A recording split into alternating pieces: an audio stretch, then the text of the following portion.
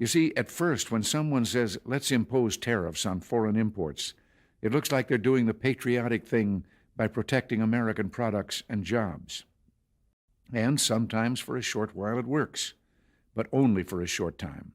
What eventually occurs is, first, homegrown industries start relying on government protection in the form of high tariffs. They stop competing and stop making the innovative management and technological changes they need to succeed in world markets. And then, while all this is going on, something even worse occurs.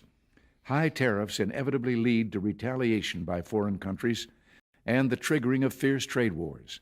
The result is more and more tariffs, higher and higher trade barriers, and less competition. So soon, because of the prices made artificially high by tariffs that subsidize inefficiency and poor management, people stop buying. Then the worst happens. Markets shrink and collapse, businesses and industries shut down, and millions of people lose their jobs. The memory of all this occurring back in the 30s made me determined when I came to Washington to spare the American people the protectionist legislation that destroys prosperity.